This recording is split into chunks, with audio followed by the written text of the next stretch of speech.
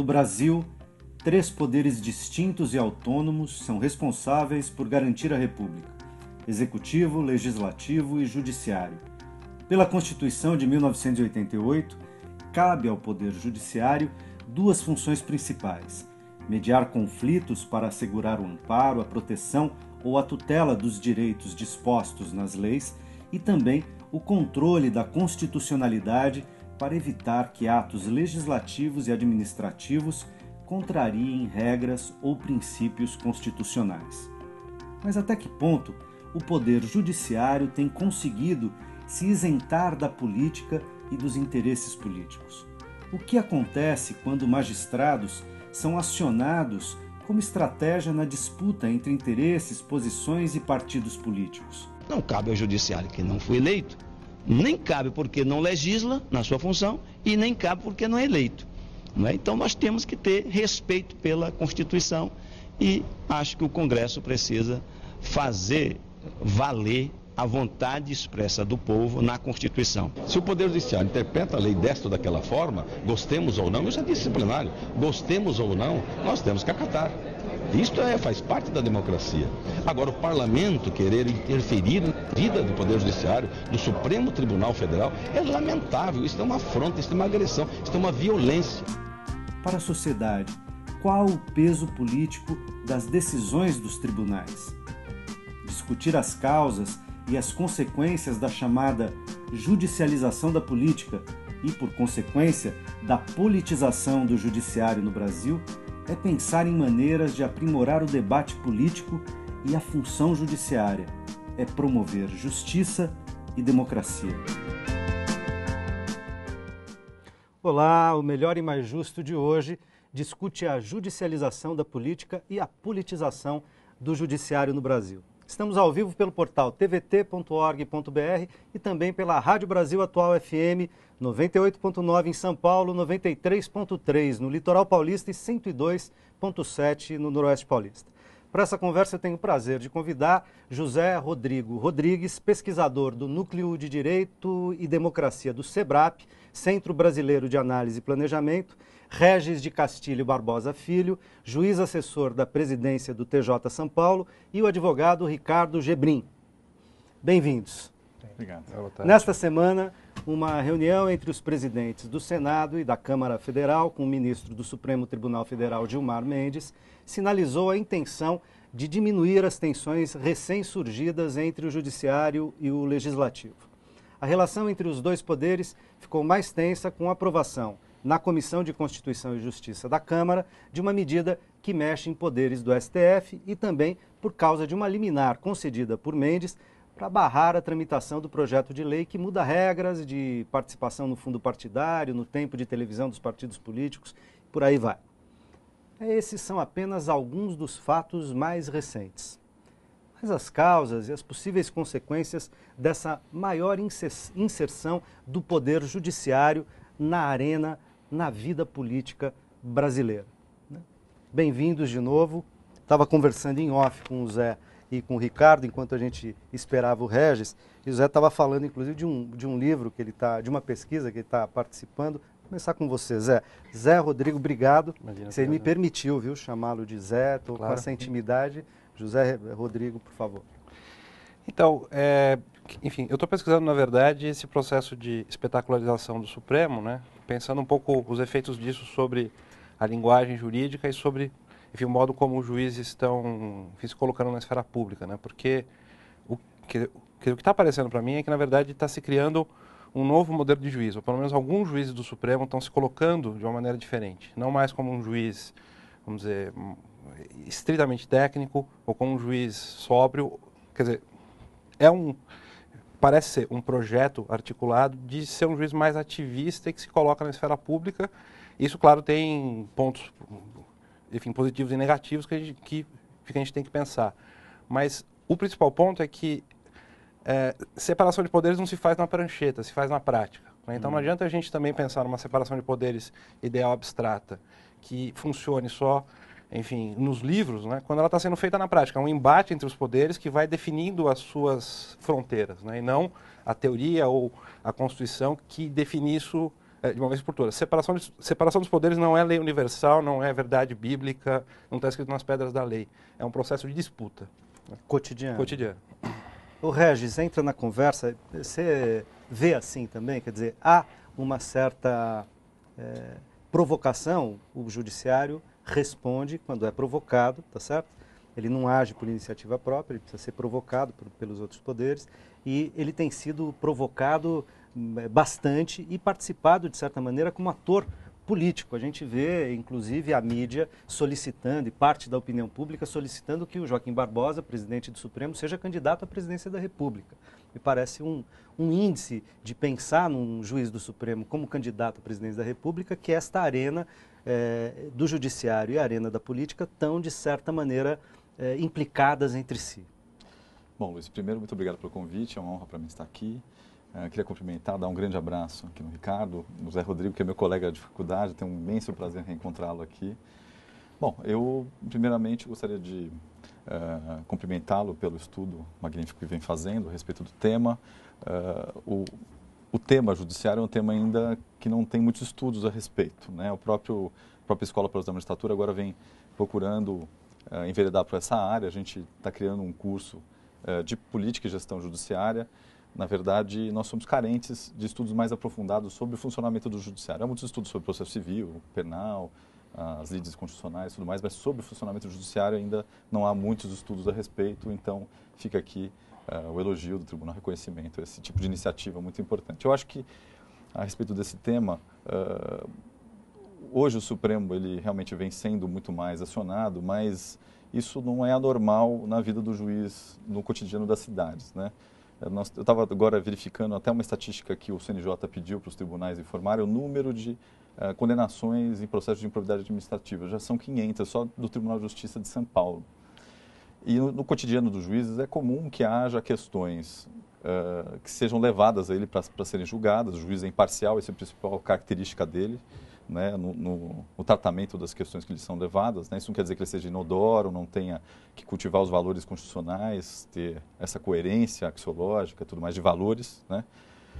Mas o que é importante é que o juiz ele não pode se envolver na política partidária, o que é diferente. O juiz ele tem, sim, essa característica, acho que é nesse sentido que o José Rodrigues estava encaminhando, ele tem uma missão política, afinal, dar a coloração, o colorido às normas jurídicas, quer dizer, o que a lei quer dizer quando ela disse isso e tem uma Constituição que diz outro ditado.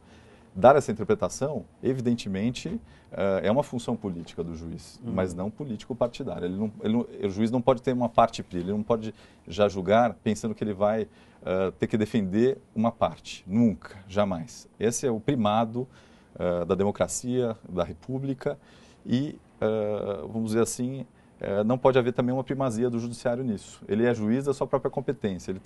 O juiz ele tem que saber exatamente até onde ele deve ir ao julgar uma lide para não invadir a seara dos demais poderes, inclusive nessas questões que dizem respeito à conveniência, oportunidade no exercício das tarefas constitucionais que são incumbidas tanto ao administrador, né, ao membro do Poder Executivo, quanto aos parlamentares também. Então, essa discussão é que realmente ela se dá na prática, ela deriva a zonas nebulosas na hora de se interpretar, porque há uma série de interpretações, tanto da doutrina quanto jurisprudenciais, que devem ser sopesadas com muita cautela, mas sempre com coragem, né? O juiz ele precisa, até o professor Eros Grau, que foi ministro supremo, ele sempre, ao falar a respeito da missão do juiz, ele dizia que dois grandes predicamentos que são exigidos do juiz ao dar esse colorido na interpretação da lei, exatamente ele agir com prudência e ao mesmo tempo coragem também, porque ele vai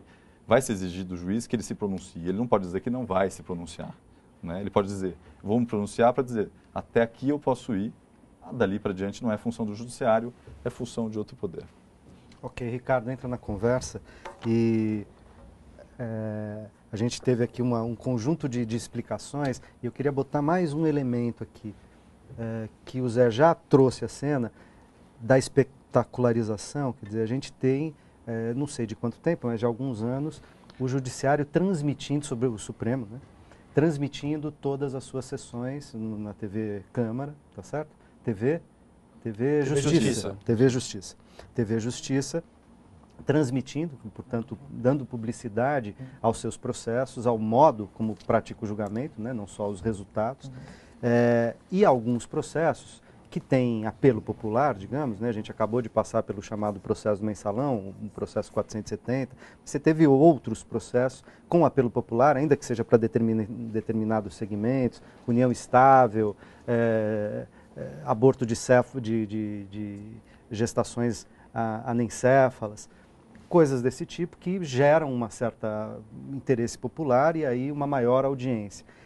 Esse processo, de algum modo, faz com que politiza, não no sentido da polis, que lembrou Regis, que aí o juiz tem um papel na polis, portanto tem um papel político, como outros agentes políticos, mas politiza no sentido da parte PRI, quer dizer, de tomar partido daqui ou dali, e no caso da disputa política entre partidos, no legislativo, enfim, acaba fazendo do juiz ou fazendo do judiciário uma espécie de ator político, ou pelo menos de uma tentação a ser ator político, porque ele é convocado desde aí?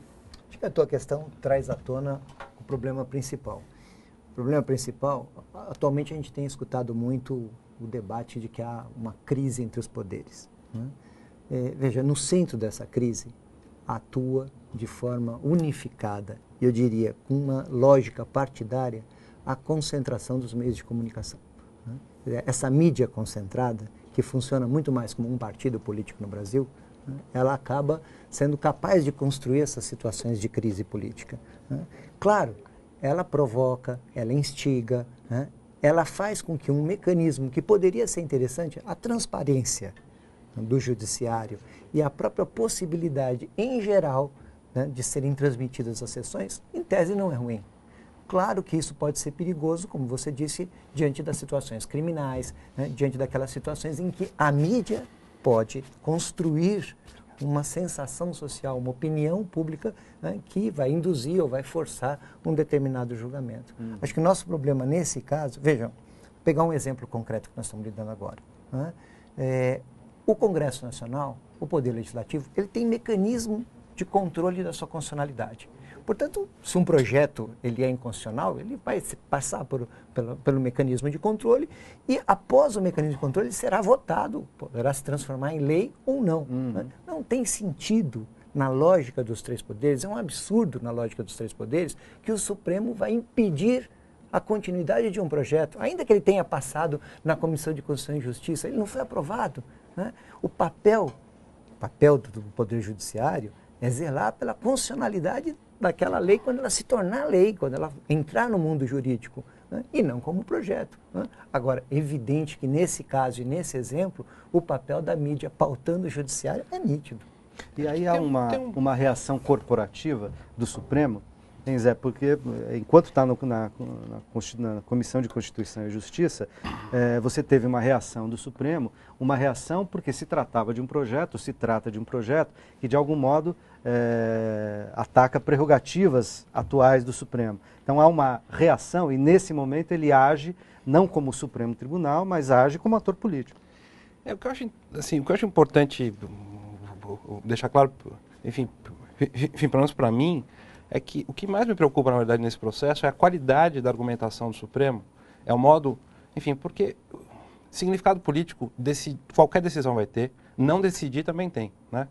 Enfim, quando eu estava na faculdade, ou há 10 anos atrás, o Supremo era criticado por sentar em cima de uma série de processos importantes para o país e não se colocar claramente, enfim, na pauta política. Agora, ao tomar decisões, ele está sendo criticado. Então, tem sempre um significado político e tem sempre um significado para a política, o que o Supremo fizer ou deixar de fazer. Então isso não me... Enfim, eu acho que a questão está um pouco mal colocada. A questão é saber como o Supremo está atuando, como ele está, quer dizer, argumentando. Então, o que me preocupa, por exemplo, é que você tenha um acórdão em que 11 juízes decidem de forma unânime com argumentos completamente diferentes uns dos outros. E que a sociedade não consiga identificar quais são as razões pelas quais o Supremo decidiu, né? O que me preocupa é que o Supremo decida uma questão de cotas e não diga por que as cotas podem ou não ser efetivadas na nossa sociedade, sem argumentar de forma coerente, né? Nós vivemos numa tradição jurídica ainda muito bacharelesca, em que a retórica é extremamente importante E o Supremo não tem a obrigação, e nenhum tribunal brasileiro tem, nem o TJ, nem o TST, etc., tem a obrigação de organizar a sua argumentação. Tanto que você olha um acórdão do Supremo, ele parece um fragmento, são 11 votos, às vezes com tipologia de datilografia diferente, com argumentos completamente diferentes, bons argumentos e maus argumentos, só que a gente não consegue. Para você entender um acórdão do Supremo, você tem que fazer um mestrado, para você organizar aquela argumentação toda, e você chega a várias soluções diferentes, às vezes não compatíveis entre si. Então eu estou mais preocupado em como o Supremo está decidindo do que o que ele está decidindo, e com o significado político disso, porque isso sempre vai ter. E esses embates, crise de poder, democracia sem crise não é democracia. Esse é um ponto importante. Democracia pacificada é autoritarismo. Enfim, a democracia se faz com as crises e o processo democrático se aperfeiçoa com elas. Vai se chegando a soluções negociadas, etc. E eu estou mais preocupado com isso, qual é o significado dessa indeterminação argumentativa e qual a qualidade, qual é a qualidade da argumentação, exatamente. Muito bem, eu tenho que fazer um rápido intervalo e já já a gente volta para continuar com esse debate. Não sai daí.